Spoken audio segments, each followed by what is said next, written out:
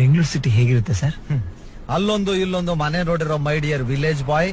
Bengaluru city ನಿಮ್ಮೂರ್ ತರ ಅಲ್ಲ. ನಿಮ್ಮೂರಲ್ಲಿ 20 ರೂಪಾಯಿ ಉಳ್ಸಕ್ಕೋಸ್ಕರ 20 ನಿಮಿಷ ನಡೀತಾರೆ, ಅಲ್ಲಿ 20 ನಿಮಿಷ ಉಳ್ಸಕ್ಕೋಸ್ಕರ 20 ರೂಪಾಯಿ ಖರ್ಚು ಮಾಡ್ತಾರೆ. ಎಲ್ಲರೂ ಬ್ಯುಸಿಯಾಗಿ ಓಡಾಡ್ತಿರ್ತಾರೆ, ಆದ್ರೆ ಯಾರು ಟೈಮಿಗೆ ಸರಿಯಾಗಿ ಬರಲ್ಲ.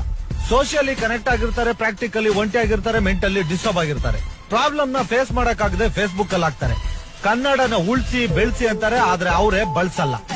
ಸ್ಮಾರ್ಟ್ ಫೋನ್ ಇರೋರು ಲೈಫ್ ಈಸ್ ಬೋರಿಂಗ್ ಅಂತ ಹಾಕ್ತಾರೆ, ಸ್ಲಂಬಲ್ ಇರೋರು ಲೈಫ್ ಈಸ್ ಬ್ಯೂಟಿಫುಲ್ ಅಂತ ಎಂಜಾಯ್ ಮಾಡ್ತಿರ್ತಾರೆ. ಫೋನ್ ಬಿದ್ರೆ ಅಳ್ತಾರೆ, ಫ್ರೆಂಡ್ಸ್ ಬಿದ್ರೆ ನಗ್ತಾರೆ. ಸಿಗ್ನಲ್ ಲೈಟ್ ಬಿದ್ರು ಕಾರ್ ನಿಲ್ಸಲ್ಲ, ಬೆಕ್ಕಡ ಬಂದ್ರೆ ಕಾರ್ ನಿಲ್ಲಿಸ್ತಾರೆ. ದುಡ್ಡಿಲ್ದೇ ಇರೋರು ದನ ಕಾಯ್ತಿರ್ತಾರೆ, ದುಡ್ಡಿರೋರು ನಾಯಿ ಕಾಯ್ತಿರ್ತಾರೆ.